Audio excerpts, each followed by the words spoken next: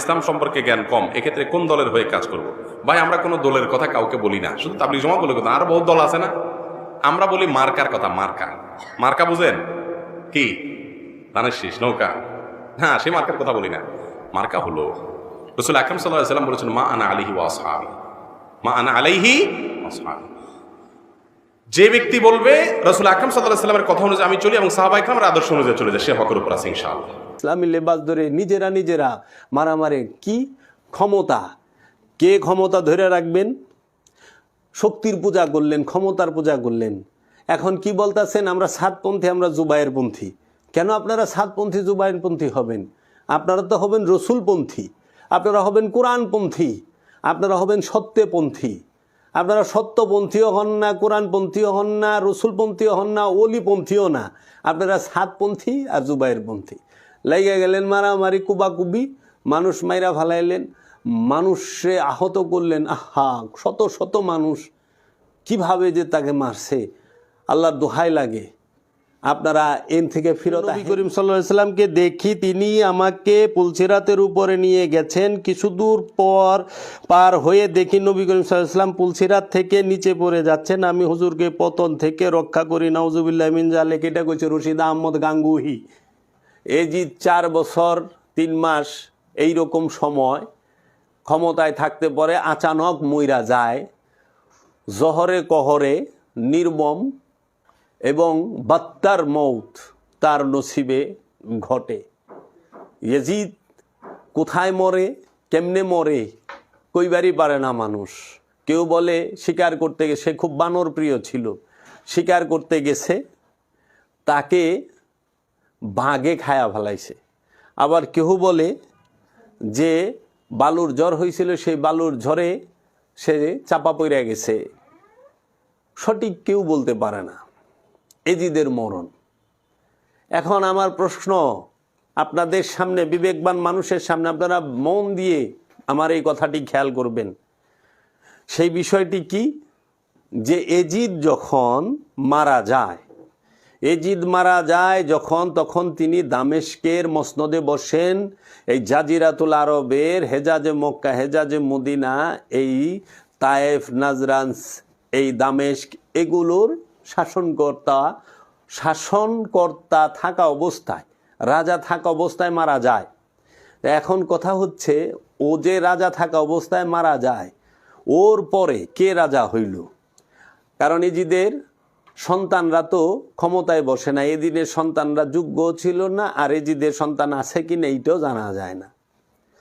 তো এখন ক্ষমতায় কে বসলো? ক্ষমতায় বসছে সেই জাক্কুম গাছের ফল, সাজরায় খবিসার যে আওলাদ, সেই আওলাদরা কারা? এই আবুল হেকামের ছেলে, এই মারওয়ান বিন হাকাম। এজিদের পরে ক্ষমতায় আসে মারওয়ান বিন হাকাম। 61 হিজরিতে আমিরে মুয়াবিয়া ইন্তেকাল করেন। 61, 62, 63, 64, 65 হিজরিতে ক্ষমতায় কে বসে? 65 কি 66 হিজরিতে ক্ষমতায় কে বসে? এই আবু জেহেলের ছেলে, যার নাম ছিল আবুল হেকাম। এই আবুল হেকামের ওরুফে আবু জেহেলের ছেলে মারওয়ান বিন হাকাম, এই উমাইয়া বংশের সবচেয়ে বড় খচ্চর। এবং এই মারওয়ান যখন জন্ম লয়, আল্লাহর রসুল শুইনা বলে গিরগিটির বাচ্চা পয়দা হইছে। এই গিরগিটির বাচ্চাই এই ক্ষমতায় বসে। এই মারওয়ানের বংশ, আবু জেহিলার বংশ এজিদের পরে একদম 89 বছর পর্যন্ত শাসন করে। আপনি কি চিন্তা করতে পারেন? রসুলের জাত শত্রু, যারা রসুল সাল্লাল্লাহু আলাইহি ওয়াসাল্লামকে 63টা বছরই কষ্ট দিছে, যারা রসুল সাল্লাল্লাহু আলাইহি ওয়াসাল্লামকে হত্যা করার জন্য 27টা যুদ্ধে অংশগ্রহণ করছে, রসুল সাল্লাল্লাহু আলাইহি ওয়াসাল্লামের ইন্তেকালের পরে তার বংশধরকে শাহাদাত করে এই আবু জেহেল, আবু লাহাব গং, এই আবু সুফিয়ান গং, এরাই ক্ষমতায় আসছে। তো রসুলের জাত শত্রু কোনোদিন রসুলের দর্শন রাখবে না, রসুলের নিয়ম কানুন রাখবে না। তাই এই আবু জেহেল গং, আবু সুফিয়ান গং তারা কোনোদিনও দায়মি সলাৎ স্বীকার করে না, যেই দায়মি সলাতের কথা কোরআনুল মাজিদ স্পষ্ট আছে। তাহারা আমিত্বের কুরবানির কথা বলে না, তাহারা এলমে তাসাউফের যে শিক্ষা, সেই শিক্ষাকে বাতিল বলে, সিনার এলেমকে বাতিল বলে। নাউজুবিল্লাহ মিন যালিক। এই রসুল বিরোধীরা তারা কি করলো? কোরআনকে আড়াল করার জন্য এই আব্বাসী আমলে তারা এই রসুলের ইন্তেকালের 250 থেকে 300 বছর পরে আব্বাসীয় রাজাদের দ্বারা নিযুক্ত লোক নিয়ে তারা হাদিস লেখা শুরু করলো। কেন? উমাইয়া আমলে কোরআন সংরক্ষণ হইল, আব্বাসিয়ারও তো কিছুই করলো না। তা আব্বাসী আমলে কি হইল? হাদিস সংগ্রহ করা হইল, এবং আব্বাসী আমলে কোরআনের মধ্যে জের জবর পেশ যুক্ত করা হইল। খলিফা মনসুরের আমলে হাজ্জাজ বিন ইউসুফ তিনি কোরআনের মধ্যে জের জবর পেশ, খারা জবর খারাজের, 1 আলিফ 2 আলিফ 3 আলিফ, যে ছোট মত বড় মত এবং তাসদিদ, এগুলো যুক্ত করেন। আব্বাসী আমলে এই আব্বাসীয়রাও রসুলের চাচার বংশ, আব্বাসিয়ার উমাইয়াদের থেকে রসুলের নিকটবর্তী। এই মারামারি খুনাখানি এবং ক্ষমতা দখল, এটা ইসলামের ইতিহাসে নতুন কিছু নয়। সেইখান থেকে আব্বাসিয়ারা আব্বাসিয়ারা 508 বছর ক্ষমতায় রইলেন, উমাইয়ারা 89 বছর ক্ষমতায় রইলেন।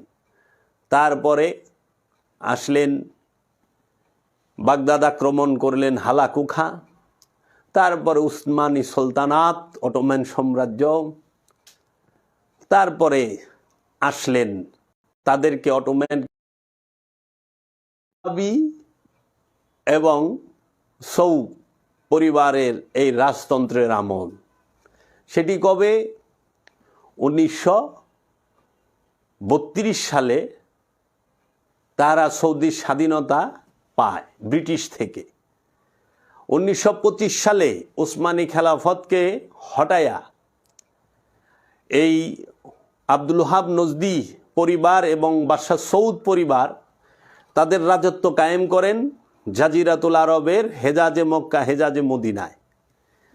এবং সেই হেজাজে মক্কা, হেজাজে মদিনা থেকে তাহারা কেটে নাম দেন কি? কিংডম অফ সৌদি আরব। বাদশাহ সৌদের নামে হয় সৌদি আরব। বাদশাহ সৌদ প্রশাসনিক দিক দেখেন, রাজত্বের দিক দেখেন, আর তারই বিয়াই এবং শ্বশুর জামাই আব্দুল ওহাব নজদি সে ধর্মীয় দিক দেখেন, কট্টর ধর্মীয় অনুশাসন তিনি চালান, ধর্মীয় শাসন চালান। কবে থেকে? 1925 সাল থেকে সৌদি আরবে কট্টরপন্থী তারা ইসলামের। এই 1925 সাল থেকে এখন 2024 সাল, 99 বছর, আগামী 10 দিন পরে 100 বছরে পা দিবে। এই 99 বছর পর্যন্ত, মানে মোট 95 বছর রক্ষণশীল এবং কট্টর মৌলবাদী ইসলাম ধর্ম প্রচার করলো সৌদি আরবেতে কোনো সুন্নি নাই, সব ওহাবি। সৌদি আরবে A to Z ওহাবি। আপনারা গুগল থেকে সার্চ দিয়ে দেখতে পারেন, ইউটিউবে সার্চ দিয়ে দেখতে পারেন, 100 years বিফোর মক্কা সার্চ দেন, 100 years বিফোর মসজিদুল হেরেম, 100 years বিফোর জান্নাতুল মাওয়া, 100 years বিফোর জান্নাতুল বাকি, দেখেন সেইখানে শত শত সাহাবায়ে কেরামের আওলাদে রসুলের মাজার শরীফ আছে। জান্নাতুল মাওয়ায় এবং জান্নাতুল বাকিতে সৌদি আরবের এই আব্দুল ওহাব নজদি এবং সৌদ পরিবার মিলে 1925 সালের 21 এপ্রিল বুধবার বোলডোজার দিয়ে মাজারগুলো ভেঙে ফেলে। বাঁধানো ছিল, গম্বুজ করা ছিল, মাজার করা ছিল, সেই মাজারগুলো ভেঙে ফেলে এই ওহাবিপন্থী আব্দুল ওহাব নজদি।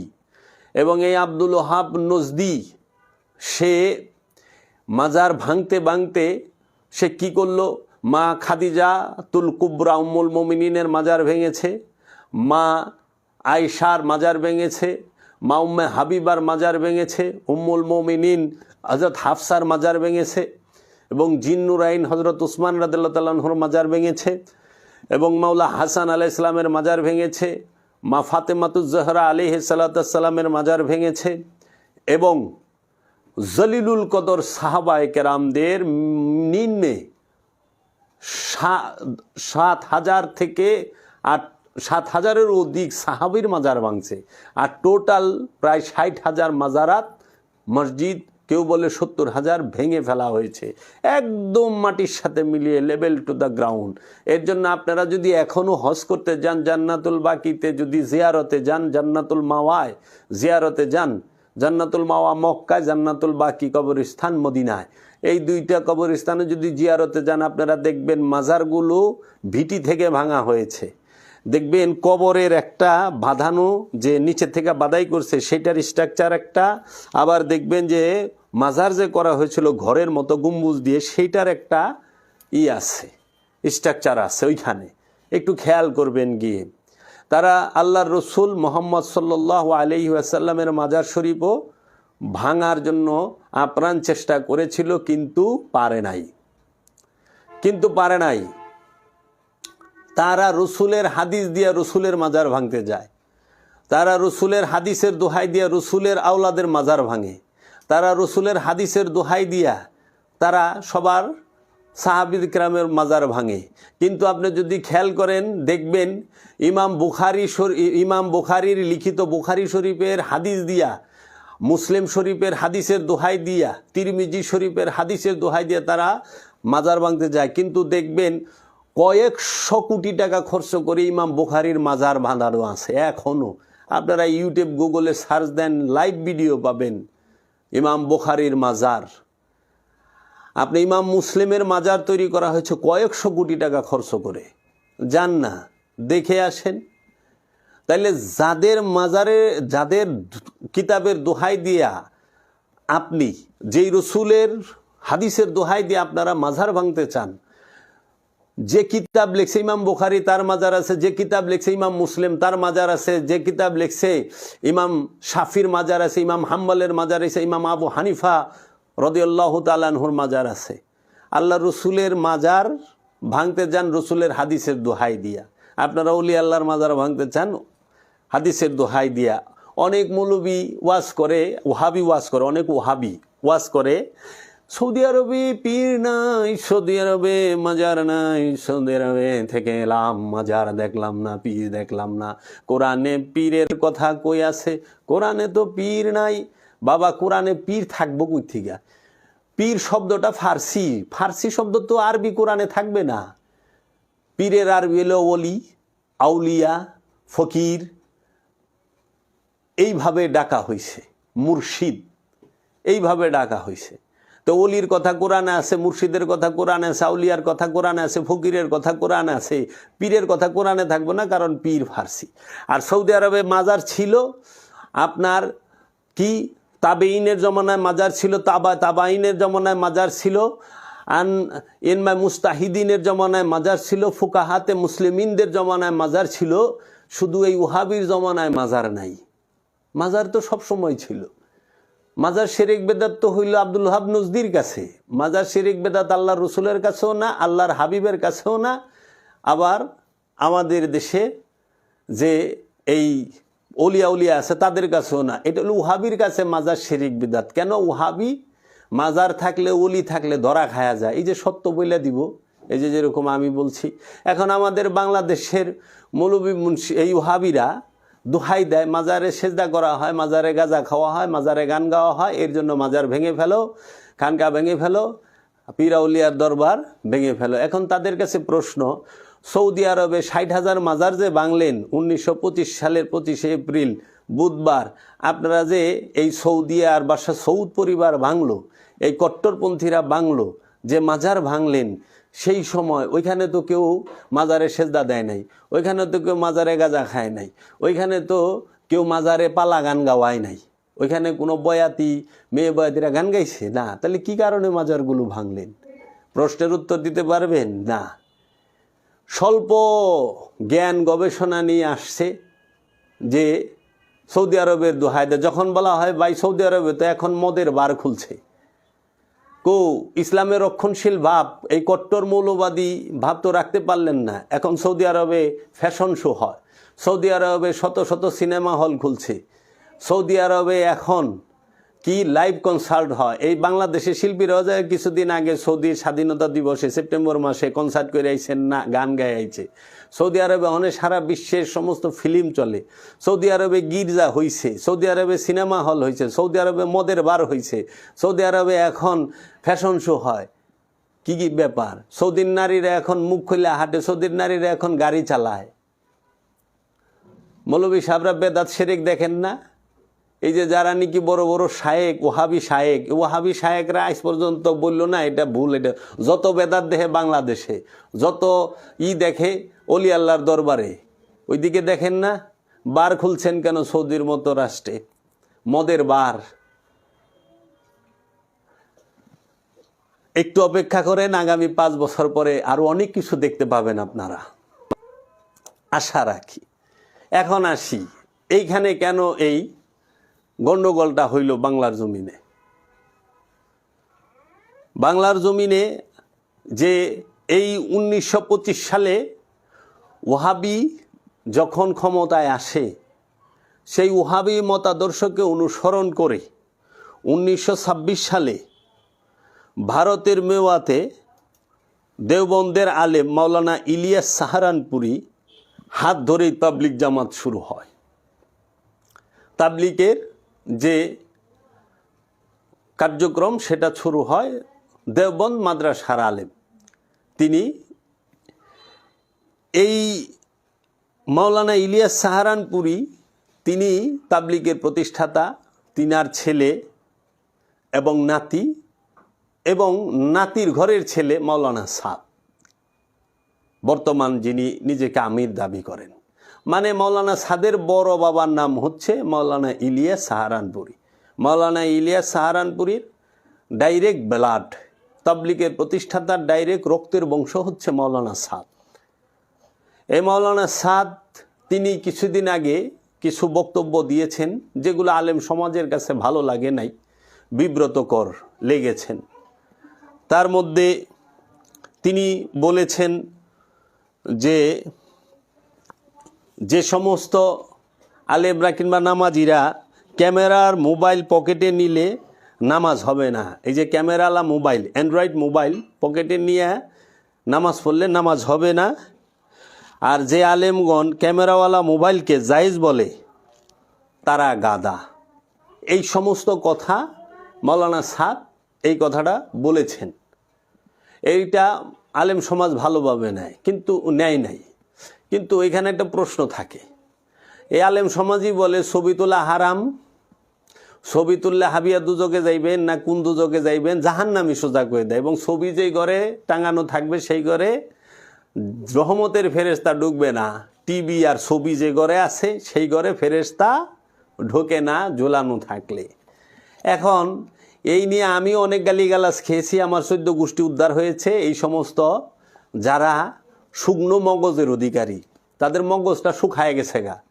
এই শুকনা মগজের অধিকারীরা বলে হাতে টাচ মোবাইল নিয়ে, ক্যামেরাওয়ালা মোবাইল হাতে রেখে এবং ফেসবুক প্রোফাইলে নিজের ছবি দিয়ে, তাহারা নিজেকে ছবি দিয়ে ওয়াজের থাম্বেল বানায়া ইউটিউবে ওয়াজ চালায়, ফেসবুকে ওয়াজ চালায়, কিন্তু তারা ফতোয়া দেয়। আমাকেও গালি দিছে যে তোর মাথার উপরে ছবিকে, আমার পীর ও মুর্শিদ কেবলা বাবা জাহাঙ্গীরের ছবি মোবারক আমার মাথার উপরে রেখেছিলাম।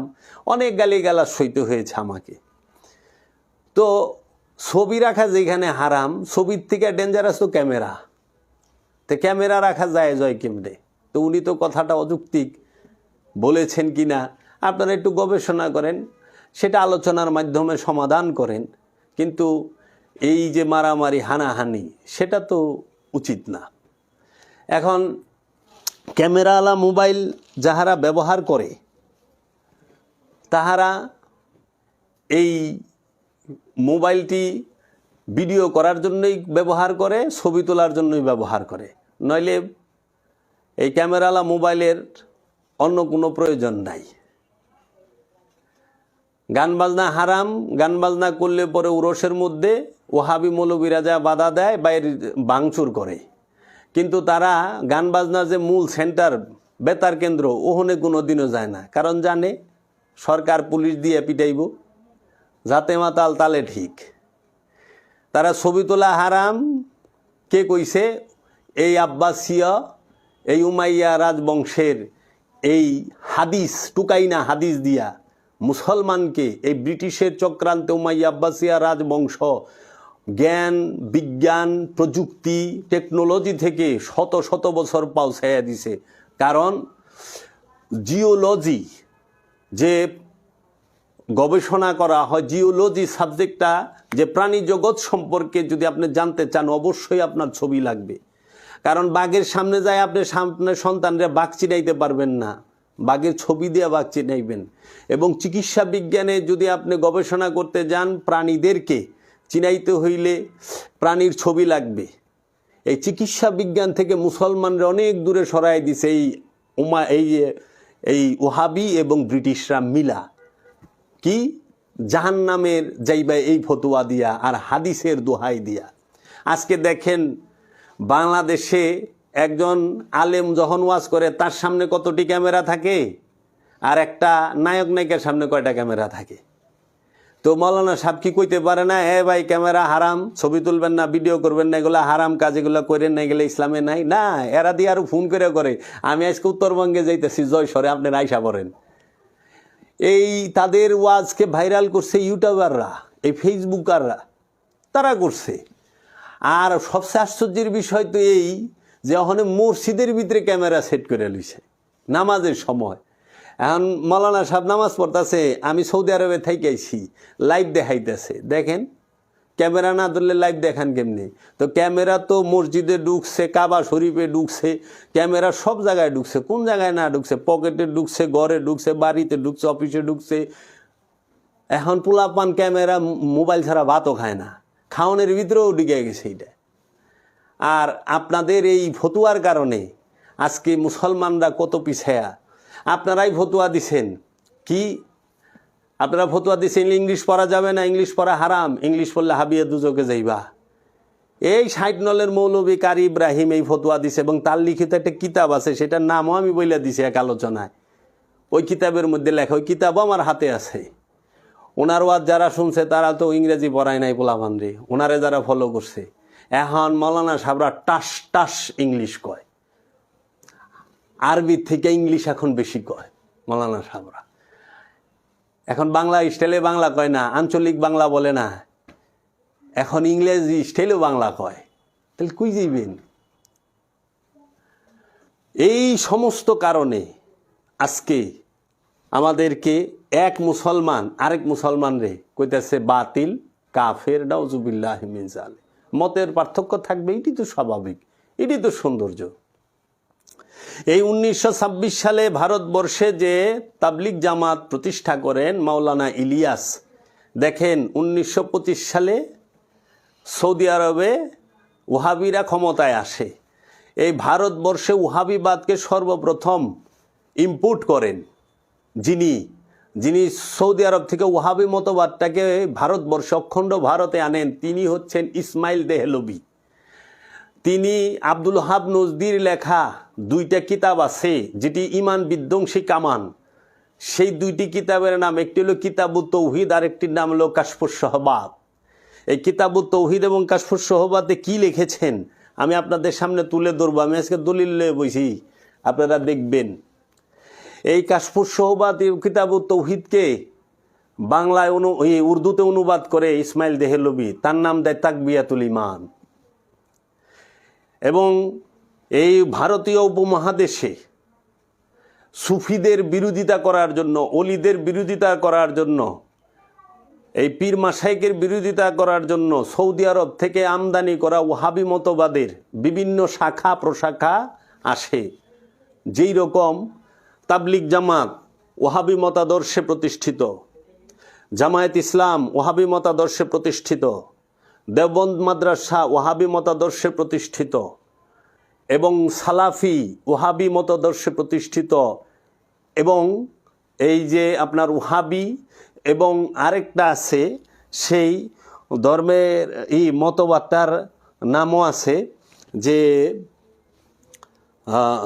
আমি স্মরণ আসতেছে না, এই তাবলিগ জামাত দেওবন্দ এবং সালাফি আহলে হাদিস এরা সবাই ওহাবির থেকে এক ওহাবির বিভিন্ন শাখা প্রশাখা। ওহাবিটা কাণ্ড, কিন্তু বিভিন্ন শাখা প্রশাখা হইলে এরা সারা বিশ্বে ছড়ায় রয়েছে। আপনি একটু খেয়াল করেন, তাবলিগ আলারাও কয় পীর মাশায়েখরা বন্ড, দেওবন্দিরাও কয় পীর মাশায়েখরা বন্ড, মাজার শিরক বেদাত, জামাতিরাও কয় বন্ড, তাবলিগিরাও কয় বন্ড, দেওবন্দিরাও কয় বন্ড, সালাফিও কয় বন্ড, আহলে হাদিসও কয় বন্ড। দেখছেন, তারা শাখা প্রশাখা ভিন্ন হইলে কি আকীদায় এক, আকীদায় এক। তারা এই সারা ভারতবর্ষে অনেক রকম মানুষ আছে। ওহাবিরা গবেষণা করে দেখছে সুফিবাদের সমস্ত বড় বড় কিতাব ফার্সি ভাষায় রচিত। আগে মাদ্রাসা থেকে আল্লাহর ওলি বের হইতো, বড় বড় ওলি বের হইতো। কেন? মাদ্রাসাগুলোতে ফার্সি তালিম দেওয়া হইতো। বর্তমানে ফার্সির ওইভাবে তালিম দেওয়া হয় না। জিজ্ঞাসা করে দেয় তো একটু ফার্সিতে কোন না আমাদের কিছু, কোন কিতাব পড়ছেন ফার্সির, ফার্সি ভাষা। কারণ আরবের ওহাবিরা মিটিংয়ে বসে কিভাবে পৃথিবীর বুক থেকে সুফিজমকে সমূল উৎপাটন করা যায়, পীর ফকিরদের ধ্বংস করে দেওয়া যায়। তখন ওইখানে এক পণ্ডিত উঠা দাঁড়াইছিল আরবের বুকে, এক বিজ্ঞ লোক বলছিল যে পৃথিবীর সকল মাদ্রাসা থেকে কেচি দিয়া ফার্সি ভাষাটাকে কাইটা উঠায় দেন, মাদ্রাসা সিলেবাসে ফার্সি রাখবেন না, ফার্সি ভাষাটাকে কেচি দিয়ে কেটে ফেলে দেন। সুফিবাদের মরণ, এই পীর ফকিরদের মরণ এমনি হয়ে যাইব। কারণ সুফিজমের সবচেয়ে বড় বড় কিতাবগুলো, যে মসনবী শরীফ ফার্সি ভাষায় লেখা, ইহিয়া উলুমুদ্দিন ফার্সি ভাষায় লেখা, মক্তবাতে খাজা ফার্সি ভাষায় লেখা, দেওয়ানে শামসে তাবরিজ ফার্সি ভাষায় লেখা, দেওয়ানে মঈনুদ্দিন ফার্সি ভাষায় লেখা, তারপরে ইমাম আহমেদ রেফাইর এবং ইমাম আপনার বাহাউদ্দিন নকশবন্দের এই বড় বড় যে কিতাবগুলো, এই সমস্ত কিতাবগুলো ফার্সি ভাষায় লেখা। এখন ওনাদের কিতাবগুলো তো এই মানুষ পড়তে পারে না, ওনারা কি বলছেন। এর জন্য এই বাংলার জমিন থেকে এবং বিশ্ব থেকে, এই ভারতবর্ষ থেকে এই ফকিরি সুফিবাদের চর্চাটা উঠে যাচ্ছে। আর সুফিবাদী একমাত্র আত্মপরিচয়ের পথ, সুফিবাদী শান্তির পথ। সুফিদের সোহবতে যাওয়া ছাড়া আপনি মুসলমান হইতে পারবেন না, সুফিদের সোহবতে যাওয়া ছাড়া আপনি শান্তি পাবেন না, শান্ত হইতে পারবেন না। এই যে তাদের যে আকিদা, মাওলানা ইলিয়াস সাহারানপুরি তাবলিগ জামাত প্রতিষ্ঠিত করলেন 6 উসুলের। তার প্রথম 6টি উসুল কি কি? কালেমা, নামাজ, এলেম ও জিকির, একরামুল মুসলিমিন, তারপরে আপনার সহিনিয়ত, দাওয়াত ও তাবলিগ। আসলে ওনারা তাবলিগ করেন না, তাবলিগ করেছেন আল্লাহর নবীরা, তাবলিগ করেছেন আল্লাহর ওলিরা, তাবলিগ করেছেন আল্লাহর রসুলরা, তাবলিগ করেছেন আল্লাহর নবীরা, তাবলিগ করেছেন আল্লাহর রসুলরা, তাবলিগ করেছেন আল্লাহর ওলিরা। তাবলিগ মানে কি? দিনের দাওয়াত। দিনের দাওয়াত কার কাছে দিতে হয়? যে দিনের মধ্যে আসে নাই, যে দিনের ভিতরে আসে নাই, যে মুসলমান হয় নাই, অমুসলিমের কাছে, অন্য ধর্ম অন্য মতের মানুষকে দিনের সম্পর্কে বুঝানো, দিন সম্পর্কে বলা, অন্য ধর্মের মানুষকে এই ইসলাম ধর্মে প্রবেশ করানোর নামই হচ্ছে তাবলিগ। আর বর্তমানে এই মাওলানা ইলিয়াস সাহারানপুরীর নেতৃত্বে যে মুসলমান ভাইয়েরা করতেছেন, এইটা তাবলিগ না, এটা হলো জামাতে ইসলাহ। জামাতে ইসলাহ, তাবলিগ জামাত না, এটা হলো জামাতে ইসলাহ। ইসলাহ কি? জামাতে ইসলাহ কি? যে পুরান দুরান মুসলমান যেগুলো কিছু জানে না ইসলামের, এগো রিপেয়ারিং করা, তাদের বিভিন্ন নিয়ম কানুন পদ্ধতি মসলা মাসাইল শিক্ষাদান করা, তাদেরকে দিনের এই ইবাদতের ভিতরে আনার চেষ্টা করা, এটা হলো জামাতে ইসলাহ। এটা তাবলিগ না, তাবলিগ জামাত না। তাবলিগ জামাত করে আল্লাহর নবীরা, তাবলিগ জামাত করেছে আল্লাহর রসুলরা, তাবলিগ করেছে বাবা শাহজালাল, শাহপরান খান, জাহান আলী, বাবা দুদ্দুর সাহ, পাঞ্জুর সাহ, বাবা লালন শাহী, এইখান দিয়ে বাবা শাহ আলী, বাবা এই রকমভাবে বাবা সুরেশ্বরী, বাবা জাহাঙ্গীর, ইনারা করে তাবলিগ। জাতি ধর্ম বর্ণ নির্বিশেষে সবার কাছে দিনের দাওয়াত দেন এবং কারো উপর বল প্রয়োগ করেন না। বল প্রয়োগ করা ইসলামে নিষেধ। লা ইকরাহা ফিদ্দিন, দিনের উপরে বল প্রয়োগ নাই। লাকুম দীনুকুম ওয়ালিয়া দিন, তোমার দিন তোমার কাছে, আমার দিন আমার কাছে। ক্বালা হাযা ফারিকু বাইনি ওয়া বাইনিকা, তোমার মধ্যে আমার মধ্যে এখানেই তফাৎ, তুমি তোমার রাস্তায় আমি আমার রাস্তায়। ইসলামে বল প্রয়োগ সম্পূর্ণ হারাম, নিষেধ। ইসলাম বল প্রয়োগ করে না কারো উপরে। আর আজকে দেখেন নিজেরা ক্ষমতার জন্য মারামারি কাটাকাটি করেন। তা আমি আপনাদের সামনে তো দলিল ছাড়া কথা কইলে আবার বিপদ না থাক। আপনারা দেখেন এই যে একটি কিতাবটি হলো আহলে সুন্নাত ওয়াল জামাত কেন্দ্রীয় কাউন্সিল 99 সনে আল্লাহ আপনার স্মরণিকা নামের এই কিতাবটি লিখেছেন অধ্যাপক হাফেজ এম এ জলিল। আপনি এই কিতাবটি প্রাপ্তি স্থান আপনি প্রকাশনায় করছে সুন্নি গবেষণা কেন্দ্র 10/29 তাজমহল রুট মোহাম্মদপুর ঢাকা। হ্যাঁ, এইখান থেকে এই কিতাব থেকে আমি আপনাদের বলতেছি, আমি একটু পইরা শোনাই, আপনারা শুনেন। কি এইখানে 1816 এবং 1820 খ্রিস্টাব্দে এই যে এইখানে লেখা আছে, ইসমাইল দেহলভী সহ অন্য দলবল নিয়ে 1816 থেকে 1820 খ্রিস্টাব্দে হজের নামে আরব দেশে 4 বছর অবস্থান করে ওয়াহাবি মতবাদে দীক্ষিত হয়ে দেশে প্রত্যাবর্তন করেন। এই মোহাম্মদ ইবনে আব্দুল ওয়াহাব নজদির নামানুসারে और মোহাম্মদিয়া নামের একটি নতুন ওয়াহাবি তরিকা চালু করে এর মাধ্যমে ওয়াহাবি মতবাদ প্রচার করেন। মকসুদুল মোমিনিন গ্রন্থের লেখক মাওলানা কাজী গুলাম রহমান সাহেবকৃত হজরত শাহজালাল গ্রন্থে और মোহাম্মদিয়া তরিকার উৎপত্তি বিস্তারিতভাবে আলোচিত হয়েছে। উল্লেখ্য তিনি ছিলেন ফুরফুরার একজন খলিফা, কিন্তু সত্য গোপন না করেই সৈয়দ আহমদ বেরলভীর ওয়াহাবি তরিকার উৎপত্তির কথা তিনি অকপটে স্বীকার করেছেন। তিনি লিখেছেন, তরিকায় মোহাম্মদীর মূল হোতা ছিলেন মোহাম্মদ ইবনে আব্দুল ওয়াহাব নজদি। 1745 খ্রিস্টাব্দে নজদে ইহা প্রথম চালু হয়, পরবর্তীতে ভারতে এই তরিকা আসে। এখন দেওবন্দ আপনারা যদি এইখানে এটি হইল এই কিতাবের কত পৃষ্ঠা, 30 পৃষ্ঠা পড়লাম। এখন 31 পৃষ্ঠায় আমি কিছু মূল পয়েন্ট আপনাদের পরে শোনাই। 1867 খ্রিস্টাব্দে ওয়াহাবিরা দেওবন্দ মাদ্রাসা প্রতিষ্ঠা করে। প্রতিষ্ঠাতা ছিলেন কাসেম নানতুবি সাহেব। 1867 সালে দেওবন্দ মাদ্রাসা প্রতিষ্ঠিত হয়, প্রতিষ্ঠাতা ছিলেন কাসেম নানতুবি সাহেব। তা 1867, 1967 100 বছর, আর এখন 2024, তাইলে 67 হইতে আরও অনেক বছর বাকি। মানে আপনার যদি হিসাব করেন, আপনারা হিসাব করে নেবেন, খুব সম্ভবত 150 বছরের কিছু উপরে হয়। একটু বের করো তো কত বছর। এই মাদ্রাসার মধ্যে তিনি দেওবন্দ মাদ্রাসার মধ্যে 1874 সালে কাসেম নানতুবি সাহেব তাহজিরুন নাস কিতাব লেখেন। 157 বছর, তাই না? 157 বছর আগে দেওবন্দ মাদ্রাসা প্রতিষ্ঠিত। তো 157 বছরের আগে এই পৃথিবীতে এবং এই অখণ্ড ভারতবর্ষে এবং এই বাংলাদেশে ইসলামকে প্রচার করছে। এই যে বলে যে উলামায়ে দেওবন্দ ইসলাম কি হাকদার উলামায়ে দেওবন্দ, যে গজল বানাইছে না, কি সুন্দর করে বাজায়। ভালো, আপনাদের অবদান আছে মানি, কিন্তু আপনাদের পূর্বে কারা ছিল? আপনাদের পূর্বে ইসলামটা আনছে কে? আপনারা তো 157 বছর আগে এই ভারতবর্ষে আসছেন। 157 বছর আগে, তাও ব্রিটিশ প্রতিষ্ঠিত করেছে।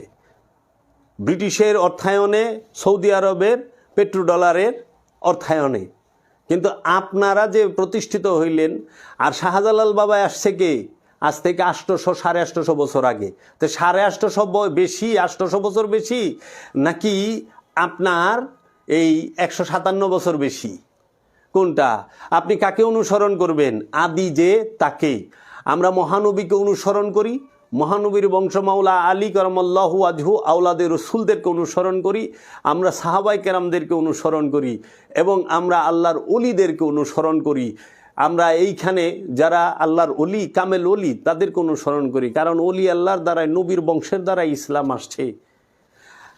এখন আমরা এখানে লিখেছেন 1874 সালে কাসেম নানুতুবি সাহেব তাহজিরুন নাস কিতাব লেখেন, কাদিয়ানি মতবাদ প্রচারের প্রথম সুগম করে গেছেন, কাদিয়ানি মতবাদ প্রচারের পথ সুগম করে গেছেন। অর্থাৎ নানুতুবি সাহেব লিখেছেন, খাতামুন নবীন অর্থ শেষ নবী নয়, গোলাম আহমদ কাদিয়ানি এই যুগে গ্রহণ করে 1905 ইংরেজি সালে নবুয়ত দাবি করে বসে এবং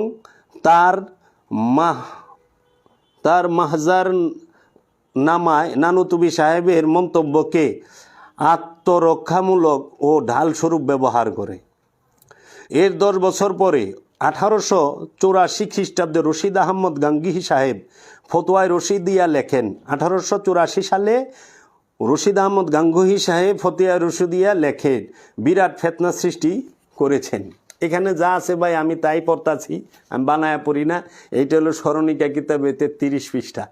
হ্যাঁ, আপনারা আবার রাগ করেন না করলে, যারা দেখবেন এটা আমার কথা না, এটা ওনারা লিখছে এবং আপনারা দলিলটি দিতেছি। এই রশিদ আহমদ গাঙ্গুহি 1884 সালে ফতোয়ায়ে রশিদিয়া লেখেন। আচ্ছা, ফতোয়ায়ে রশিদিয়া লেখার আগে মানুষ কেমনে চলতো? 570 থেকে নিয়ে 1884 সাল পর্যন্ত এই সময়টায় দেখো তো কত বছর, 570 থেকে 1884, 1800 দাও, এই এত বছর এই ফতোয়ায়ে রশিদিয়া 1314 বছর। 1314 বছর ফতোয়ায়ে রশিদিয়া ছাড়া মুসলমানরা কেমনে চললো, কেমনে কি করলো?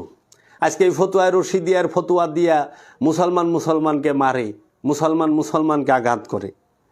আচ্ছা, তারপরে দেখেন, আল্লাহ মিথ্যা বলতে পারেন, যে কেউ রহমাতাল্লিল আলামিন হতে পারে, মিলাদ কিয়াম কানাইয়ার কীর্তন স্বরূপ, এইগুলো হলো ফতোয়ায়ে রশিদিয়ার আলোচ্য বিষয়। নাউজুবিল্লাহি মিন যালিক। 1884 সালে মাওলানা রশিদ আহমদ গাঙ্গুহি যে কিতাব লেখেন ফতোয়ায়ে রশিদিয়া, তাহার মধ্যে বলেন আল্লাহ মিথ্যা বলতে পারেন, নাউজুবিল্লাহ, যে কেউ রাহমাতুল্লিল আলামিন হতে পারে, নাউজুবিল্লাহ, মিলাদ কিয়াম কানাইয়ার কীর্তন স্বরূপ, নাউজুবিল্লাহ, এইগুলো হলো ফতোয়ায়ে রশিদিয়ার আলোচ্য বিষয়। এর 4 বছর পর 1887 খ্রিস্টাব্দে খলিল আহমদ আম্বটি বারাহিনে কাতিয়া নামক বই লিখে নবী করিম সাল্লাল্লাহু আলাইহি সাল্লামের এলেম সম্পর্কে নিম্নোক্ত মন্তব্য করেছেন, নবী করিম সাল্লাল্লাহু আলাইহি সাল্লামের চেয়ে শয়তানের এলেম বেশি, নাউজুবিল্লাহি মিন যালিক। নবী করিম সাল্লাল্লাহু আলাইহি সাল্লাম দেওবন্দ ওলামাদের কাছে উর্দু শিখেছেন ইত্যাদি, নাউজুবিল্লাহি মিন যালিক। ভাই গো, আমি কিতাব থেকে পড়তাছি। এই কিতাব লিখছে স্মরণিকা প্রফেসর MA আব্দুল জলিল সাহেব। আপনি ফতোয়ায়ে রশিদিয়া এবং তাহজিরুন নাসের মধ্যে যা লিখছেন, এই বারহানে কাতিয়ার মধ্যে যা লিখছেন, তা আমি পড়ে শোনাচ্ছি। আমি এই দলিলগুলো পড়ি, আমি দলিল ছাড়া কথা কই না। আর এর সাথে আমার জাতির শত্রুতা নাই এবং এটা সত্য। আমি পৃষ্ঠা নাম্বার সহ আরও কমু, আপনারা একটু শুনেন। আম্বুটি তারপরে লিখেছেন দেওবন্দ মাদ্রাসার থেকে উর্দু শিখছেন। ইদানিং দেখলাম আমির হামজা সাহেব একটি আলোচনায় চট্টগ্রামে বলতেছেন যে আজকে যদি রসুল বেঁচে থাকতেন, এখানটা গেলে এই মাহফিলে এসে চুপ করে বসে কার ওই যে ভার্সিটির মালটার নাম জানি কি, ওনারা আলোচনা শুনতেন আমির হামজা সাহেবের। এই ভিডিও উনার নাউজুবিল্লাহি মিন যালিক। হ্যাঁ, না আমির হামজা সাহেব উনি ওয়াজ করতেছে, ফেসবুকে দেখলাম, শুনে অবাক হইলাম। তাই বললাম যে উনি তো দেখাচ্ছে এই কাশেম নানতুবি সাহেব যিনি, তারই কথাটাই বললেন, কারণ তারা পড়ছেই এটি, কইবই তো এটি, অন্যটি তো পড়ে নাই। আচ্ছা, এর 14 বছর পর 1901 সালে আশরাফ আলী থানভী দেওবন্দি সাহেব হিফজুল ইমান রিসালার 7ম পৃষ্ঠায় লিখেছেন, হিফজুল ইমান রিসালার 7ম পৃষ্ঠায় লিখেছেন, নবী করিম সাল্লাল্লাহু আলাইহি ইসলামের ন্যায় ইসলামে গায়েব চতুষ্পদ জন্তুরও আছে, নাউজুবিল্লাহি মিন যালিক। নবী করিম সাল্লাল্লাহু সাল্লামের ন্যায় ইসলাম ইলমে গায়েব নবী করিম সাল্লাল্লাহু আলাইহি ওয়াসাল্লামের ন্যায় ইলমে গায়েব চতুষ্পর জন্তুরও আছে।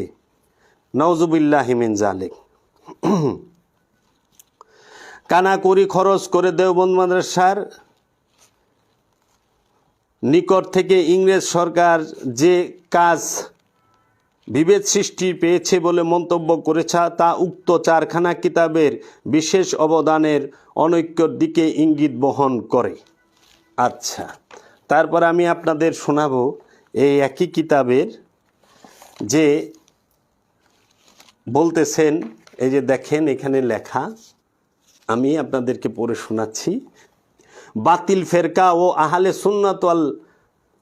আহলে সুন্নতের আকায়েদের পার্থক্য। বাতিল ফেরকা ও আহলে সুন্নতের আকায়েদের পার্থক্য। পবিত্র কোরআন, সুন্নাহ, ইজমা ও কিয়াসের মাধ্যমে নির্গত যাবতীয় আকিদা বিশ্বাসী আহলে সুন্নাত ওয়াল জামাতের আকিদা। কেননা হুজুরপুর নূর সাল্লাল্লাহু আলাইহি ওয়াসাল্লাম ইরশাদ করেছেন, মা আনা আলাইহি ওয়া আসহাবি, অর্থাৎ আমি ও আমার সাহাবাগণ যে আকায়েদ ও আদর্শের উপর প্রতিষ্ঠিত, উহার অনুসরণকারীরাই একমাত্র নাজাতপ্রাপ্ত সুন্নি দল, আর বাকি ৭২ দলই জাহান্নামী। সুতরাং সমগ্র কোরআন ও হাদিসের সঠিক ব্যাখ্যা এবং ইজমা ও কিয়াস দ্বারা প্রতিষ্ঠিত সকল বিশ্বাস ও আকিদাই আহলে সুন্নাত ওয়াল জামাতের আকিদা। এই যে রাসূল সাল্লাল্লাহু আলাইহি ওয়াসাল্লাম বললেন যে আল্লাহর রসুলের উম্মতের মধ্যে ৭৩ ফেরকা, এক দল জান্নাতি ৭২ দল জাহান্নামী। সেই এক দল কারা? মা আনা আলাইহি ওয়া আসহাবিহি, অর্থাৎ আমিও আমার সাহাবাগণ যে আকায়েদে ও আদর্শের উপর প্রতিষ্ঠিত, উহার অনুসরণ করে একমাত্র নাজাতপ্রাপ্ত সুন্নি দল। আচ্ছা, আপনারা যদি ইসলামের ৭৩ ফেরকার নাম জানতে চান তাহলে হজরত গাউসে পাকের জমানা পর্যন্ত ৭২টি মূল দলের নাম তিনি লিপিবদ্ধ করে গেছেন। আপনারা হজরত গাউসুল আজম আব্দুল কাদের জিলানী রাদিয়াল্লাহু আনহু তার গুনিয়াতুত তলেবিন গ্রন্থে ৭২ ফেরকার উল্লেখ রয়েছে। গুনিয়াতুত তলেবিন নামক কিতাবটি, এটি আপনারা পাবেন হচ্ছে, যার মনে চায় মুহাম্মদিয়া কুতুবখানা, আন্দরকিল্লা, চট্টগ্রাম থেকে সংগ্রহ করে যাচাই করে নিতে পারেন। মুহাম্মদিয়া কুতুবখানা, আন্দরকিল্লা, চট্টগ্রাম, এইখান থেকে আপনারা এই গুনিয়াতুত তলেবিন কিতাবটা সংগ্রহ করে নিতে পারেন। তারপরে দেখেন এই বাতিল ফেরকা, এখানে আহলে সুন্নাত আল জামাত কি বিশ্বাস করে এবং ওহাবিরা কি বলে আল্লাহর রসুল সম্পর্কে, এখানে 30টা দেওয়া আছে, আমি আপনাদেরকে বলবো। আচ্ছা, 1 নাম্বার, আল্লাহ তাআলা মিথ্যা বলতে পারেন, নাউজুবিল্লাহ, রশিদ আহমদ গাঙ্গুহি, ফতোয়ায়ে রশিদিয়া। আর আহলে সুন্নাত ওয়াল জামাত বলেছেন আল্লাহ তাআলা মিথ্যা বলা ও অন্যান্য যাবতীয় দোষ ত্রুটির সম্ভাবনা থেকেও পবিত্র এবং মুক্ত, আল কোরআন। তারপরে 2, আল্লাহ তাআলা আরশ নামক স্থানে উপবিষ্ট, সীমাবদ্ধ, তিনি সিঁড়ি বেয়ে নিচে নামেন, ফতোয়ায়ে ইবনে তাইমিয়া। ফতোয়ায়ে ইবনে তাইমিয়া, ইবনে তাইমিয়া লিখেছেন। ফতোয়ায়ে ইবনে তাইমিয়ার মধ্যে এই বাতিল দলসমূহের যে বেদুইনি আকিদা, আল্লাহ তাআলা আপন কুদরতে সর্বত্র মৌজুদ স্থান কাল হতে তিনি পবিত্র। আকায়েদ নাসফি, তিনি নির্দিষ্ট কোনো স্থানে সীমাবদ্ধ নন। আমরা বিশ্বাস করি আল্লাহ কোনো নির্দিষ্ট স্থানে সীমাবদ্ধ নন, সব জায়গায় আছে। কিন্তু ইবনে তাইমিয়া তিনি লিখছেন আল্লাহ তাআলা আরশ নামক স্থানে উপবিষ্ট, তিনি সিঁড়ি বেয়ে নিচে নামেন, নাউজুবিল্লাহি মিন যালিক। 3 নাম্বার বলতেছেন আল্লাহ তাআলা স্বেচ্ছায় মাঝে মধ্যে নবীগণকে দিয়ে পদস্থলন ঘটান। মিস্টার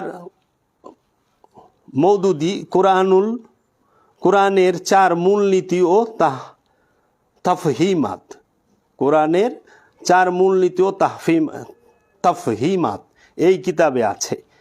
আর 3 নাম্বার আহলে সুন্নাত ওয়াল জামাতের আকিদা, আমাদের আকিদা হচ্ছে আম্বিয়ায়ে কেরাম জন্মসূত্রে নিষ্পাপ, মাসুম, শরহ আকায়েদ, মাওয়াহিব। 4 নাম্বার, আল্লাহ যখন চান তখনই গায়েব জানেন। ইসমাইল দেহলবি তাকবিয়াতুল ইমান ও সিরাতে মুস্তাকিম। আল্লাহ যখন চান তখনই গায়েব জানেন। আর আমাদের আকীদা হচ্ছে খোদা সব সময়ই আলেমুল গাইব, যখন ইচ্ছা তখন নয়, যখন চান তখনই নয়। খোদা সবসময় আলিমুল গায়েব জাতি। তারপরে 5 নাম্বার, খাতামান নবীন আয়াতের অর্থ শেষ নবী নয়, বরং আসল বা মৌলিক নবী। তিনির পর 1000 নবীর আগমন স্বীকার করে নিলেও তার খতমে নবুয়তের মধ্যে কোনো পার্থক্য আসবে না। কাশেম নানুতুবি দেওবন্দি তাহজিরুন নাস কিতাবে লিখেছেন। কাশেম নানুতুবি সাহেব তাহজিরুন নাস কিতাবে লিখেছেন, খাতামুন নবীন আয়াতের অর্থ শেষ নবী নয়, বরং আসল বা মৌলিক নবী। তিনির পর 1000 নবীর আগমন স্বীকার করে নিলেও তার খতমে নবুয়তের মধ্যে কোনো পার্থক্য আসবে না। এইগুলো তাহারা বলে না, ডাইকা রাখি। আর আহলে সুন্নাত ওয়াল জামাত যারা সুফি, তারা কি, আমরা কোন আকীদায় বিশ্বাসী, সেটি হলো খাতামান নবীন আয়াতের প্রকৃত অর্থ শেষ নবী। শেষ নবী না মানলে কাফের। হাদিস ও তাফসির। আমরা আল্লাহর রসুল মুহাম্মদ সাল্লাল্লাহু আলাইহি ওয়াসাল্লামকে শেষ নবী মানি এবং স্বীকার করি। তিনি শেষ নবী, তিনি শেষ রসুল না।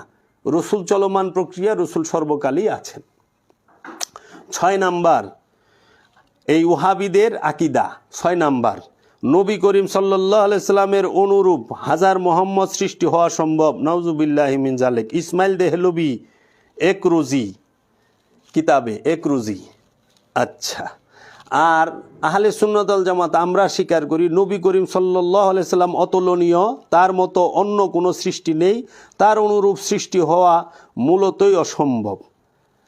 আর আমি সুফি দর্শন থেকে বলি, আল্লাহর হাবিব, আল্লাহর জাত নূরে নূরময়। আল্লাহ নিজে তার হাবিবকে সৃষ্টি করেছেন, এই রকম কথা আল্লাহ কোরআনে কোথাও বলে না যে হে মোহাম্মদ আমি আপনাকে সৃষ্টি করেছি, হে রসুল আপনাকে সৃষ্টি করেছি। আল্লাহ কি বলছেন? আল্লাহ বলছেন হে আমার রসুল আমি আপনাকে প্রেরণ করেছি, ওমা আরসালনাকা ইল্লা রাহমাতাল লিল আলামিন, আমি আপনাকে জগতের রহমত হিসেবে প্রেরণ করেছি। এবং আল্লাহ বলছেন যে হে আমার রসুল আপনার হাত আমার হাত, আপনার চেহারা আমার চেহারা, আপনার জিব্বা আমার জিব্বা। আল্লাহর হাত আর রসুলের হাত একই হাত। হে রসুল আপনি কঙ্কর নিক্ষেপ করেন না, আমি নিক্ষেপ করছি। তো কাজেই আমার এই বিশ্বাস আরও ঊর্ধ্বে। তারপরে 7 নাম্বার, শয়তান ও মালাকুল মৌতের এলেম নবী করিম সাল্লাল্লাহু আলাইহি সাল্লামের এলেমের চাইতে অধিক। নাউজুবিল্লাহি মিন জালিক। খলিল আহমদ আম্বটি বারাহিনে কাতিয়া, বারাহিনে কাতিয়া নামক কিতাবে খলিল আহমদ আম্বটি, যিনি দেওবন্দ মাদ্রাসার প্রতিষ্ঠাতা, তিনি লিখেছেন শয়তান ও মালাকুল মৌতের এলেম নবী করিম সাল্লাল্লাহু আলাইহি সাল্লামের এলেমের চাইতে অধিক। নাউজুবিল্লাহ। আর আমাদের বিশ্বাস হইল কোন সৃষ্টির জ্ঞান ও এলেমকে নবী করিম সাল্লাল্লাহু আলাইহি সাল্লামের জ্ঞানের চেয়ে বেশি মনে করা কুফুরি। হাদিকায়ে নাদিয়া। 8 নাম্বার, বাহ্যিক দৃষ্টিতে এই ওহাবিরা কি বলে 8 নাম্বারে, বাহ্যিক দৃষ্টিতে কোনো উম্মত আমলের ক্ষেত্রে নবীর সমকক্ষ বা বেশিও হতে পারে। কাশেম নানুতুবি তাহজিরুন নাস ও ইলিয়াসের মলফুজাত কিতাবে লেখা আছে। নাউজুবিল্লাহি মিন জালিক। 8 নাম্বার, আহলে সুন্নাত ওয়াল জামাত বলে বাহ্যিক দৃষ্টিতে আমলের ক্ষেত্রে কোনো উম্মতি নবীর বরাবর বা সমকক্ষ হইতে পারে না। তোমাদের মধ্যে কে আছে আমার মতো? হাদিস। আল্লাহ রসুল বলছে আইয়ু মিসলিকুম, কে আছে আমার মতো? রসুলের মতো কেউ নাই এই জগতে। আল্লাহর হাবিব সর্বকালের সর্বশ্রেষ্ঠ মহাপুরুষ, যিনি নবীর নবী, রসুলের রসুল, অলির অলি, আব্দুহুর আব্দুহু, যিনি রাহমাতাল লিল আলামিন। তারপরে ওহাবিরা তাদের কিতাবে লিখছেন 9 নম্বরে, নবীজিকে ভাই বলা জায়েজ, কেননা তিনিও মোমেন। নাউজুবিল্লাহি মিন জালিক। খালিল আহমদ আম্বটি বারাহিনে কাতিয়া এবং বাংলাদেশের মাদ্রাসা শিক্ষা বোর্ডের অনুমোদিত হাদিসুর রহমান প্রণীত শরেহ মেশকাত এই কিতাবে লেখা আছে নওজুবিল্লাহ। তাহলে এরা তো পরেই এটি কই বইতে এটি এগো কি দোষ। এই যে কিছুদিন আগেও আবু তুহা আদনান সাহেব উনি বলেছেন নবী আমাদের ভাই নওজুবিল্লাহ মিন জালেক, ওনার রেখে যাওয়া দিন আমরা কি রক্ষা করব না? নওজুবিল্লাহ, নবী ভাই, তাহলে নবীর স্ত্রী আম্মা হয় কেমনে? কোরআন বলছে নবীগণের স্ত্রী মুমিনদের মাতা। এই যে এখান থেকে পইরেই বলে। কোন কিতাব এটা? এই কিতাবের নাম হলো খলিল আহমদ আম্মুটির বারাহিনে কাতিয়া। এই কিতাবে হুজুর সাল্লাল্লাহু আলাইহি সাল্লামকে ভাই বলা হারাম এবং হীন জ্ঞান করে বলা কুফুরি। কোরআন 18 পারা। নবী পত্নীগণ মুমিনদের মা, সুতরাং মায়ের স্বামীকে ভাই বলা হারাম। নাউজুবিল্লাহ মিন জালিক। আমরা কখনোই আল্লাহর রসুলকে ভাই বলবো না, আমাদের ঈমান থাকবে না। আচ্ছা ভাই, আমি কিন্তু এইগুলো এই কিতাবে যা আছে 30টা আমি পড়তাছি, আমি শুধু সত্যটা তুলে ধরতাছি যে এরা বলে কি আর এরা সাজে কি। এরা বলে একরকম, সাজ দেয় আরেক রকম। এই যেরকম দেখেন না, একদম কুচকুচে কালা অসুন্দর মানুষে যদি আপনি বড় একটা যে কোনো জায়গায় নিয়ে যান, সেলুনে বড়, দেখবেন যে সাজাটা যে পুরি বানায় দিছে, কিন্তু পরের দিন যখন মুগ্ধ হয়, হায় হায় এ কি, দেখে ডরায় যায়। তো ঠিক এইরকম এরা সাজছে অনেক পরহেজগার, কিন্তু এদের ভিতর বরা দেখেন কি। আচ্ছা, বাতিল দলসমূহের যে আকিদা, বেদুইনি আকিদা, 10 নাম্বার, নবী সাল্লাল্লাহু আলাইহি ওয়াসাল্লামের এলমে গায়েবের মতো এমন এলমে গায়েব চতুষ্পদ যন্ত্রর আছে। নাউজুবিল্লাহি মিন জালিক। আশরাফ আলী থানভী হিফজুল ইমান, হিফজুল ইমান নামক কিতাবে এটি লিখেছেন। আর আহলে সুন্নাত ওয়াল জামাত রাসূল সাল্লাল্লাহু আলাইহি ওয়াসাল্লাম সম্পর্কে বলেন, আহলে সুন্নাত হক আকিদা, নবী করিম সাল্লাল্লাহু আলাইহি ওয়াসাল্লাম ইলমে গায়েব প্রদত্ত, এর মতো ইলমে গায়েব অন্য কাহারও নেই। কোরআন মাজিদ সূরা জিন। এরূপ তুলনা করা নিঃসন্দেহে কুফরি। সূরা জিনের মধ্যে আছে যে নবী করিম সাল্লাল্লাহু আলাইহি ওয়াসাল্লামের ইলমে গায়েবের প্রদত্ত এর মতো ইলমে গায়েব অন্য কাহারও নাই। আল্লাহর রসুল মুহাম্মদ সাল্লাল্লাহু আলাইহি ওয়াসাল্লামের মতো ইলমে গায়েব কাহারও, ইলমে গায়েবের জ্ঞান অন্য কাহারও নাই। সূরা জিনে আপনারা এর দলিল পাবেন। তারপরে 11 নাম্বার, দেওবন্দের আলেমদের সাথে মেলামেশার কারণে হুজুর সাল্লাল্লাহু আলাইহি ওয়াসাল্লামের উর্দু ভাষার জ্ঞান অর্জিত হয়েছে। নাউজুবিল্লাহ। খলিল আহমদ আম্বুটি বারাহিনে কাতেয়া। শুনছেন? দেওবন্দ আলেমদের সাথে উঠা বসা করার কারণে আল্লাহ রসুল উর্দু ভাষা অর্জিত হয়েছে। নাউজুবিল্লাহ। এটা লিখছে কে? খলিল আহমদ আম্বুটি বারাহিনে কাতিয়া নামক কিতাবে।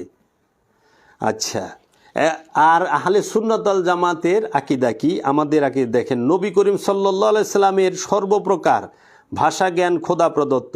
কোনো মানুষ থেকে শিক্ষা গ্রহণ করার দাবি করা কুফরি। হুজুর সাল্লাল্লাহু আলাইহি সাল্লামের ভাষা জ্ঞানের সংখ্যা 7 লক্ষেরও বেশি। রুহুল বায়ান, নবীজির উস্তাদ কোনো মানুষ নয় বরং আল্লাহ। কোরআনুল মাজিদ। 12 নাম্বার দেখেন, এখানে বলছে ওহাবিরা কি বলে, ওহাবিদের আকিদা কি?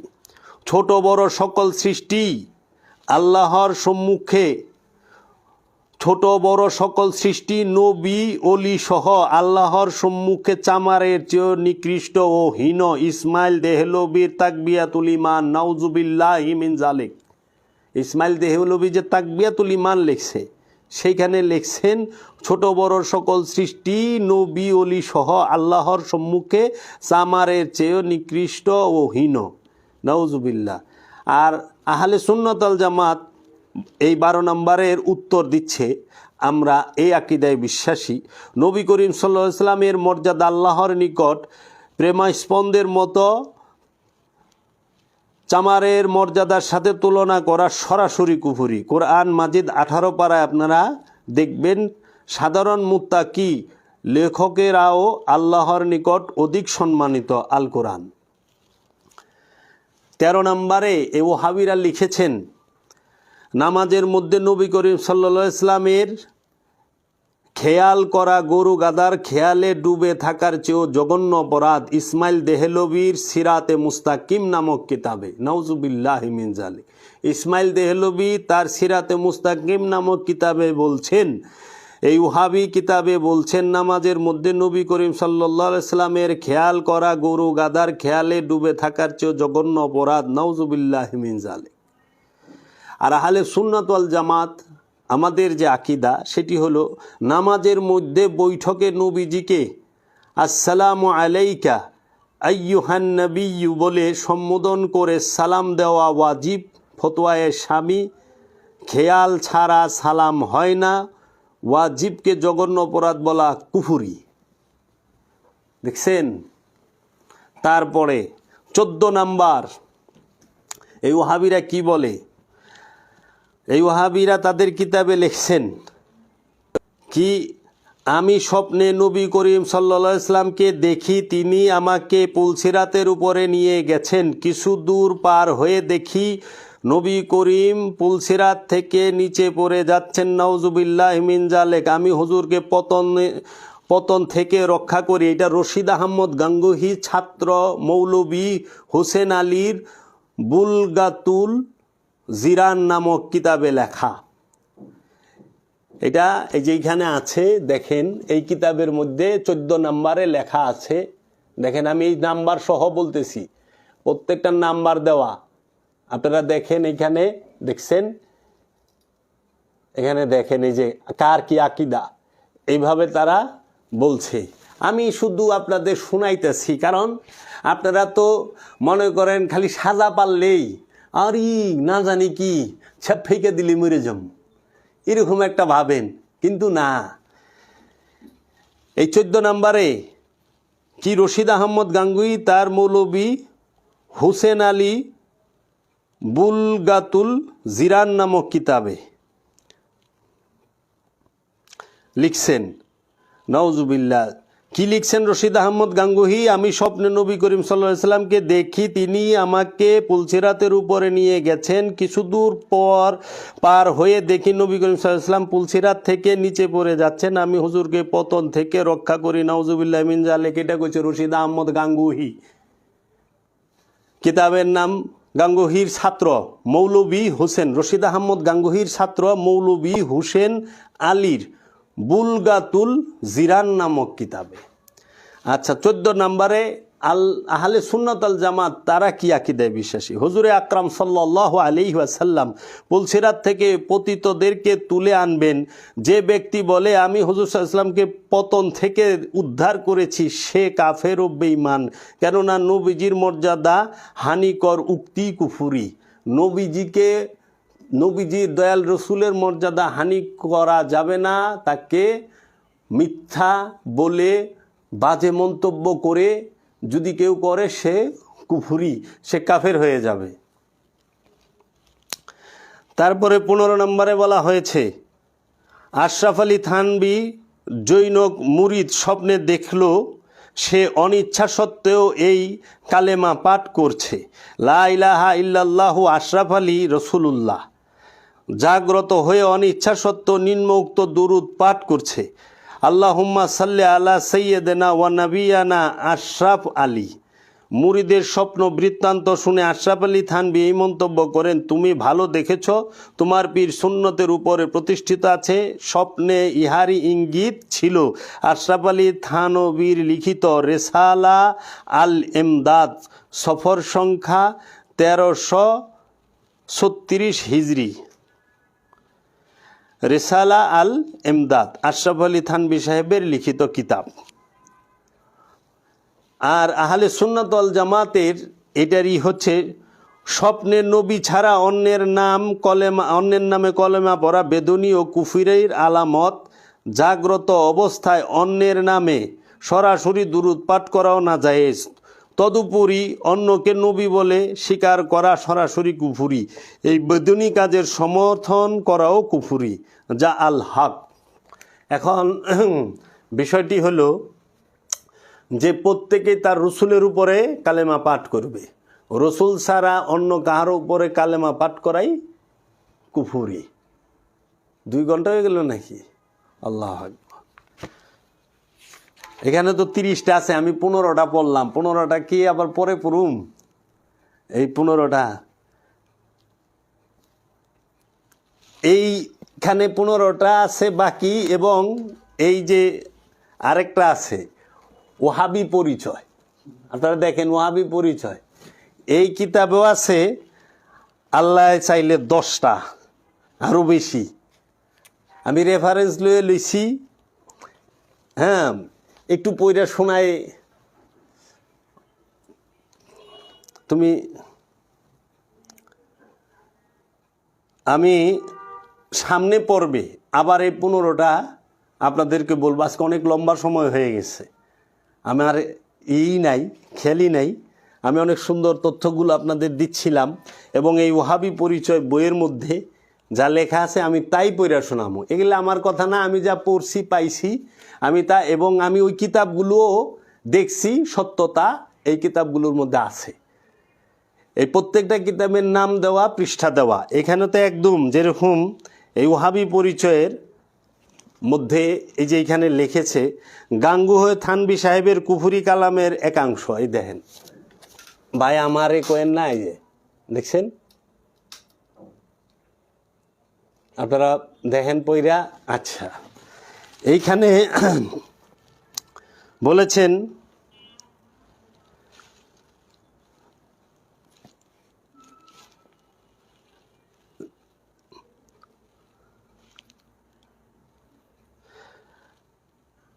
নজদিদের আকিদা বিশ্বাস অতি উত্তম ও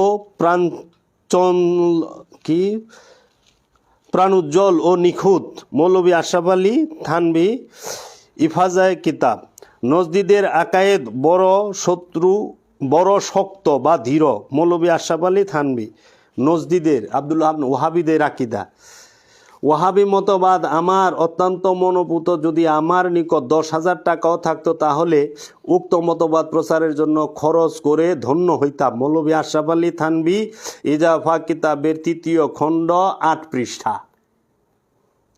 থানভী সাহেব বলেছেন, মৌলানা আশরাফ আলী থানভী বলেছেন, এই ওয়াহাবি মতবাদ আমার অত্যন্ত মনোপুত। যদি আমার নিকট 10,000 টাকাও থাকতো তাহলে উক্ত মতবাদ প্রচারের জন্য খরচ করে ধন্য হইতাম। মৌলভী আশরাফ আলী থানভীর ইজাফা কিতাবের 3য় খণ্ড 8 পৃষ্ঠা।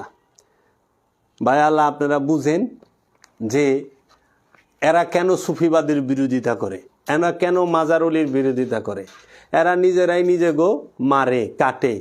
আজকে এই ক্ষমতার দ্বন্দ্বে আমি এখানে লিখে বলি, আমি যে 15টা বাকি রইল, 15টা আমি বলেছি, 15টা বাকি রইল, এবং ওহাবি পরিচয়ের এইটা আমি 10টা তুলে ধরবো আপনাদের সামনে আরেক পর্বে, আরেক দিন আমি শেষ করব। এখন 2-4টা কথা বলে, সেই 2-4টা কথা হচ্ছে, আমি যে কথাগুলো বললাম এই কথাগুলো আমি এই সমস্ত কিতাবে যা পেয়েছি আমি তাই তুলে ধরলাম।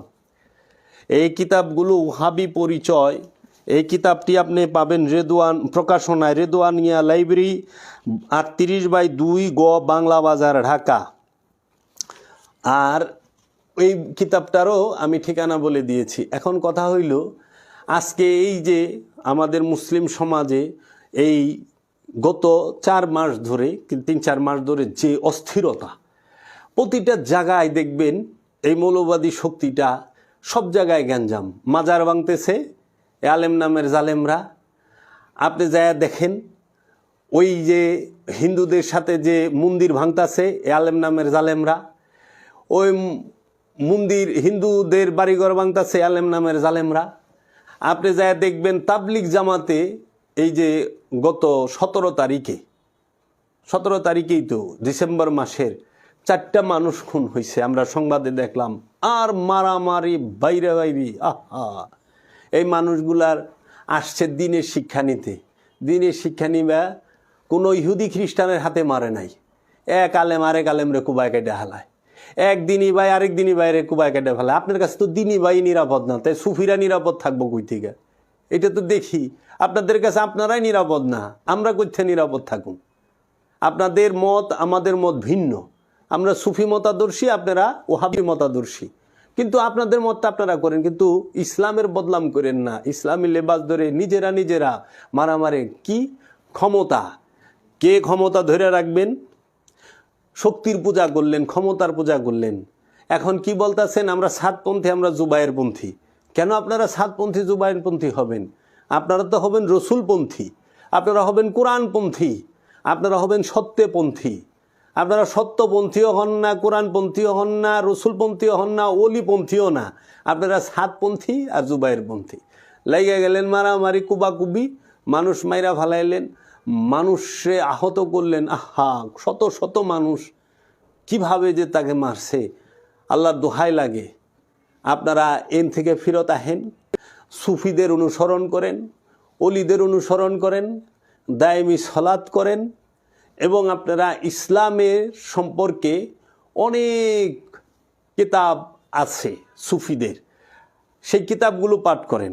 আপনাদেরকে উদারতা আহ্বান জানাবো, বাংলার জমিনে সুফিবাদের উপরে বাবা জাহাঙ্গীর 28টি কিতাব লিখেছেন, কোরআনের হুবহু শব্দে শব্দ অনুবাদ করেছেন। সুফি সদরুদ্দিন আহমদ চিশতি অনেকগুলো কিতাব লিখেছেন, মসজিদ দর্শন, সিয়াম দর্শন, কেবলা ও সালাত, কুরবানি, কোরআন দর্শন, এরকমভাবে অনেকগুলো কিতাব লিখেছে। এগুলো পড়েন। আপনারা খাজা বাবার কিতাব পড়েন, মক্তাবাতে খাজা। আপনারা শরীফুল ইনসান নামে একটি কিতাব আছে, সেটি পড়েন। সাত সমুদ্র অনন্ত জিজ্ঞাসা বজলুর রহমানের পড়েন। কারবালা ও মবিয়া সৈয়দ গোলাম মুর্শেদ সাহেবের এর কিতাবগুলো পড়েন, পড়ে দেখেন, আপনারা অনেক কিছু পাবেন। ভাই, আপনারা বলতেছেন আমরা যদি মরি তাইলে শহীদ, আমরা যদি বাঁচি তাইলে গাজী। একজন কালেম বলতেছে, আরে বাবা, আপনি মরলে শহীদ, এই দেহিক মরলে শহীদ হয় নাকি কোনোদিন? জান্নাতিও হয়। আমরা যদি মরি তাহলে জান্নাতি, তোমরা মরলে জাহান্নামি। আপনারা মরলে জান্নাতি। আর এটা কোন মরা? পৃথিবীর সবাই তো মরে।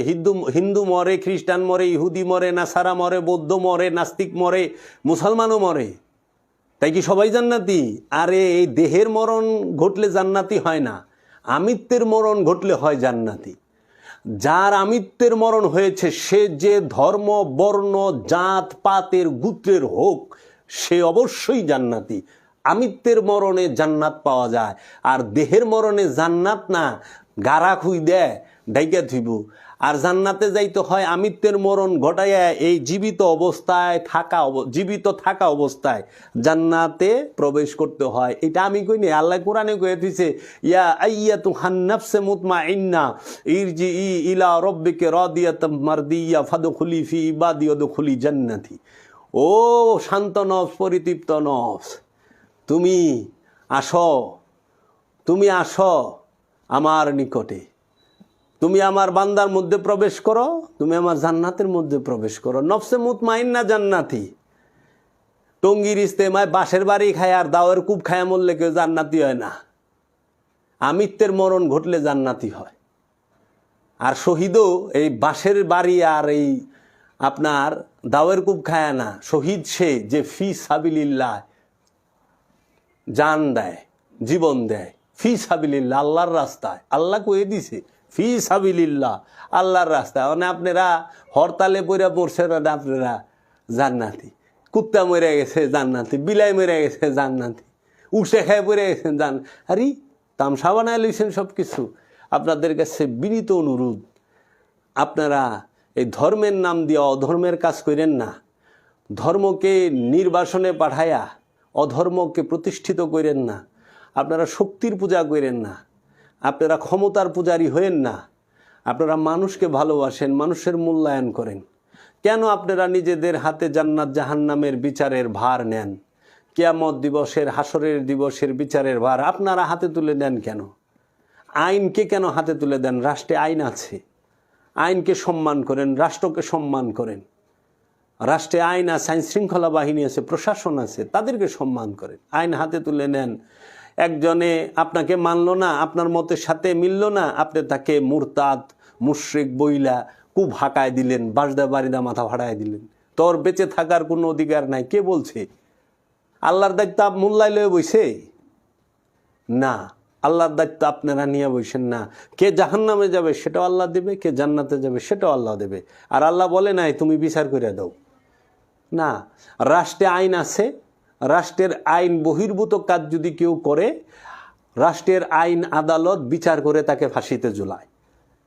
আর আল্লাহরও আইন আছে, আল্লাহর আইন এবং আল্লাহর বিধানের বহির্ভূত কাজ যদি কেউ করে, আল্লাহ তাকে বিচার করে জাহান্নামে দেবে। আপনারা তারে বিচার করতে যায়েন না। এই কুবাকুবি মারামারির সংস্কৃতি থেকে সরেন। আর আহলে সুন্নাত ওয়াল জামাতদেরকে বলবো, নিশ্চিন্তায় বয়ে থাকেন না, ঘুমের সময় নাই। বড় বড় দরবারগুলোর প্রতি বিনীত আহ্বান জানাই, নিম্নতম কর্মসূচির ভিত্তিতে সবাই এখন এই ওহাবি এই খারিজিদেরকে কড়া জবাব দেওয়ার জন্য। এই ওহাবি খারিজিরা মনে করতেছে আপনারা নীরব দেখে তারা মনে করতেছে তারাই মনে হয় সব কিছু। না, বাংলাদেশের সকল পীর মাশায়েখ এবং দরবারের প্রতি অনুরোধ রইল, এই সময়ের মধ্যে আপনারা নিম্নতম কর্মসূচির ভিত্তিতে এক প্ল্যাটফর্মে দাঁড়ান এবং আপনারা আমরা যে সুফিবাদের মধ্যে বাংলাদেশে এই ওহাবিদের থেকেও 10 গুণ বেশি মানুষ আমরা সুফিজমের মধ্যে অবস্থান করি এবং ওলি আল্লাহর দরবারে থাকি, সেটি দেখানোর সময় এসে গেছে। যত দেরি করবেন ততই লোকসানে পড়বেন, আর যত দেরি করবেন এদের জিব্বা আরও বেড়ে যাবে। কারণ এরা ভাঙতে ভাঙতে কাটতে কাটতে নিজেগো ভাঙা শুরু করছে, নিজেগো কাটা শুরু করছে। এদের বক্তব্যে খালি মেরে ফেলবো, কেটে ফেলবো, বাঁচার অধিকার নাই, ছিঁড়ে ফেলবো, রক্তের বন্যা বসিয়ে দেব, নদীকে লাল করে দিব। আশ্চর্যের বিষয়, বিনয়ের, প্রেমের, ভালোবাসার কোনো বক্তব্য নাই, খালি হুমকি দামকি, উগ্রতা। এই উগ্রতা যেন সুফিদেরকে অনুসরণ করে আমাদের মধ্য থেকে দূর হয়। দাইমি সালাত করলে উগ্রতা দূর হবে। আমরা আশা রাখব এই মুসলমানকে এবং ইসলামের মধ্যে আমরা যেন এই মানুষগুলো আর কালিমা লেপন না করতে পারে। সারা বিশ্বের মধ্যে এই সোশ্যাল মিডিয়ার মাধ্যমে এগুলো ভাইরাল হচ্ছে। আমাদেরকে মুসলমানদেরকে জঙ্গি হিসেবে আখ্যায়িত করা হচ্ছে, মিথ্যা অপবাদ দেওয়া হচ্ছে, আমাদেরকে উশৃঙ্খল বলা হচ্ছে, উগ্র বলা হচ্ছে।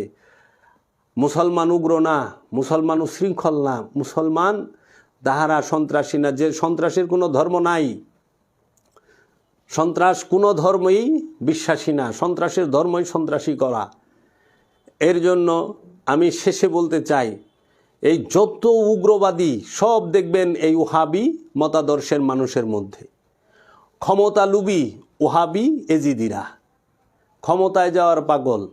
তাই শেষে বলতে চাই, যারা ওহাবি মতাদর্শে বিশ্বাসী, প্রত্যেক ওহাবি সন্ত্রাসী নয়, জঙ্গি নয়, কিন্তু প্রতিটা জঙ্গি 100% ওহাবি। খোঁজ নিয়ে দেখেন, প্রতিটা জঙ্গি 100% ওহাবি। এর জন্য ওহাবি হইতে সাবধান, ওহাবিদের থেকে ইমান ও আমলকে রক্ষা করেন। আল্লাহর রাস্তায় গেছেন আমিত্ব ত্যাগের জন্য, বাঁশের লাঠির বাড়ি খেবেন না। একটু বিবেচনা করেন। দুঃখ লাগে, এক ভাই আরেক ভাইকে আঘাত করি, ওরাই তো আমার মুসলমান ভাই, হয়তো মতের পার্থক্য, ভাই ভাইয়েরটা কোনো কামে আমারটা করি, কেন আমরা মারামারি হানাহানি দলাদলি করব। এখন সাতপন্থীদেরকে জুবায়েরপন্থী বলতে আছে, তাদেরকে নিষিদ্ধ ঘোষণা করতে হবে, কাফের বলতে হবে। নাউজুবিল্লাহ মিন, কেন কাফের বলবেন? আপনারা একত্রে বসে সমাধান করেন।